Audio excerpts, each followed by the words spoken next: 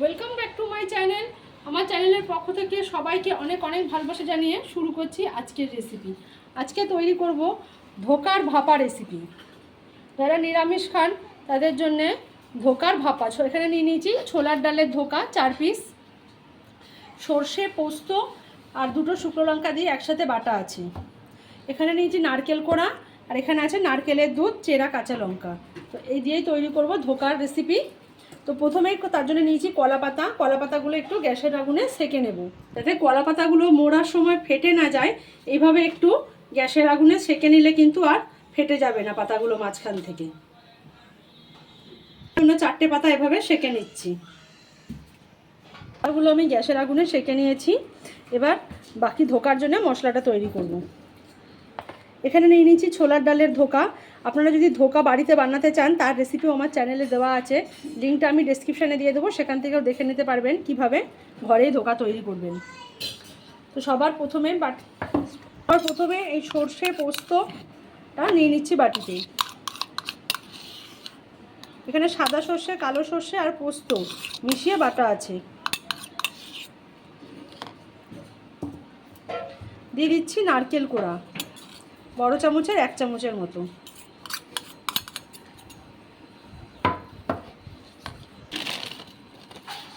দিচ্ছি লবণ স্বাদ অনুযায়ী, সামান্য একটু হলুদ গুঁড়ো, চান না দেবেন, এখানে হলুদটা না দিলেও হয়। অল্প একটু চিনি। এখানে নিয়েছি নারকেলের দুধ। নারকেলের দুধ যদি হাতের কাছে না থাকে আপনারা আমুল দুধটাও গুলে দিতে পারেন।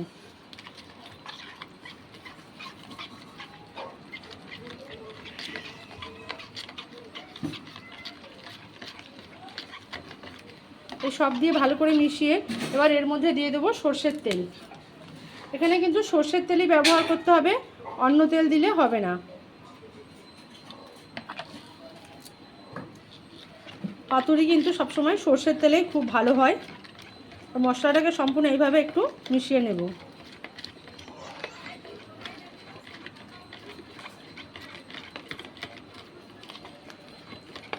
এবার এই মশলার পেস্টের মধ্যে আমি একটা করে ধোকা এইভাবে ডুবিয়ে নেব।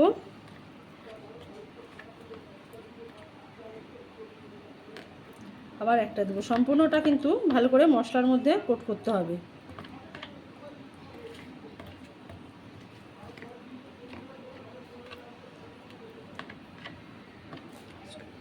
এভাবে সমস্ত ধোকাগুলো কিন্তু মশলার মধ্যে দিয়ে মিনিট 10-15 পর্যন্ত মশলার মধ্যে এভাবে ভিজিয়ে রাখবেন, যাতে মশলার সমস্ত রসটা কিন্তু ধোকা শুষে নিতে পারে। এভাবে এটাকে ভিজিয়ে রাখবো 10-15 মিনিট। 10 থেকে 15 মিনিট পরে এবার একটা করে ধোকা এভাবে চামচের সাহায্যে নিয়ে পাতার মধ্যে দিয়ে দিচ্ছি, আর ওপর থেকে দিয়ে দেবো আরও একটু গ্রেভি, আর দিয়ে দেবো একটা কাঁচা লঙ্কা। এবার এইভাবে দিয়ে পাতাটাকে খুব ভালোভাবে মুড়ে নেব।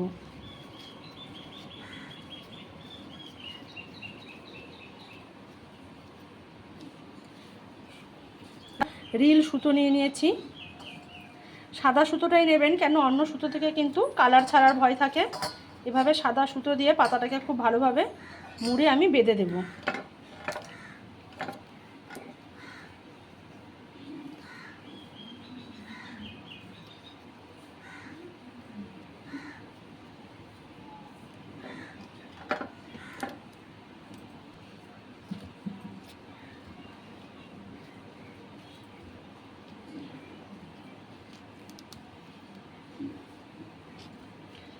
এটা একটা এবার দুদিক থেকে কিন্তু বাঁধনটা এভাবে শক্ত করে বেঁধে দেব।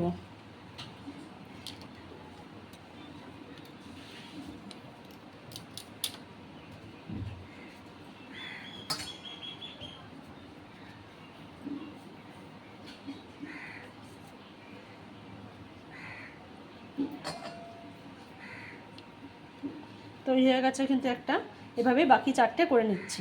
নিয়ে নিয়েছি, তার মধ্যে আমি আরেকটাও ধোকার পিস দিয়ে দিচ্ছি।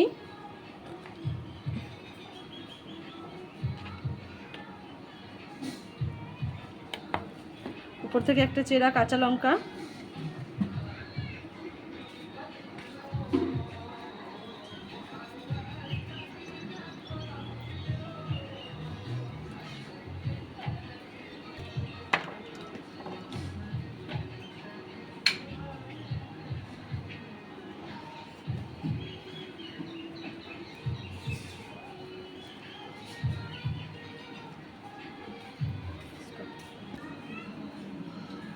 এবার আবারও ওই একইভাবে সাদা সুতো দিয়ে এইভাবে বেঁধে নেব। দুদিক থেকে ঘুরিয়ে কিন্তু খুব ভালোভাবে বেঁধে নিতে হবে।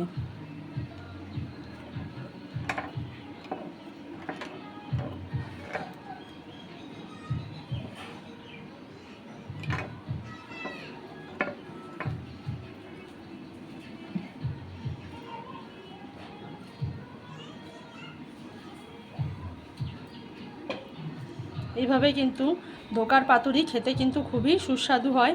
যারা মাছ মাংস খান না বাড়িতে, তাদের জন্য এইভাবে কিন্তু অবশ্যই বানাতে পারেন। এখানে আমার দুটো ধোকা বানানো হয়ে গেছে, আমি বাকি দুটো একইভাবে করে নিচ্ছি। 4টে পাতুরি আমার বানিয়ে নেওয়া হয়ে গেছে। এবার এগুলোকে ভাপিয়ে নেব। দিয়ে দিয়েছি ভাপিয়ে নেব বলে, তার মধ্যে দিয়ে দিচ্ছি এরকম একটা স্ট্যান্ড, আর দিয়ে দেবো এরকম একটা ছিদ্রযুক্ত থালা। আপনাদের কাছে যদি ইডলি স্ট্যান্ড থাকে আপনারা কিন্তু তার মধ্যেও করতে পারেন, কিংবা আপনারা কিন্তু কড়াইতে তেল মাখিয়ে ফ্রাই প্যানে তেল দিয়ে সেখানেও আপনারা তেল দিয়ে সেঁকতে পারেন। কিন্তু আমি এখানে জলে ভাপাবো, যেহেতু ডালের পাতুরি তো ভাপালেই বেশি খেতে ভালো লাগবে।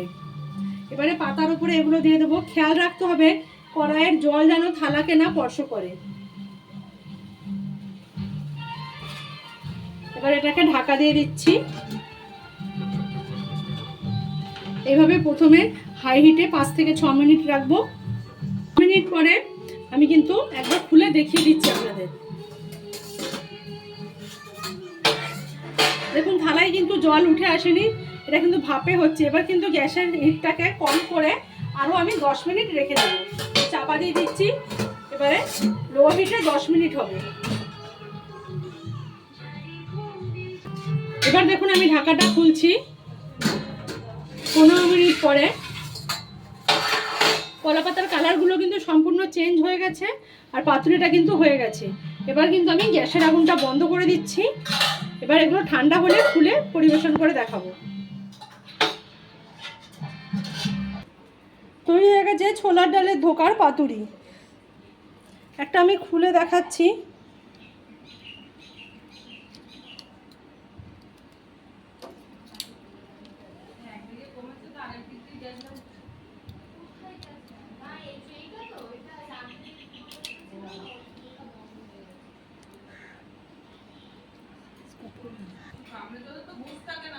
সুতোটা ফেলে দিলাম।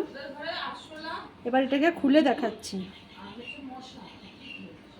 দেখুন কত সুন্দর দেখতে হয়েছে। এর থেকে ভেঙে দেখাচ্ছি।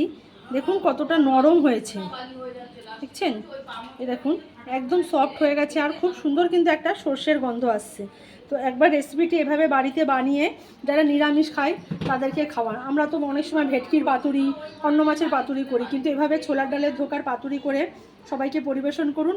আর প্লিজ চ্যানেলটা সাবস্ক্রাইব করুন, লাইক শেয়ার কমেন্ট করে পাশে থাকবেন।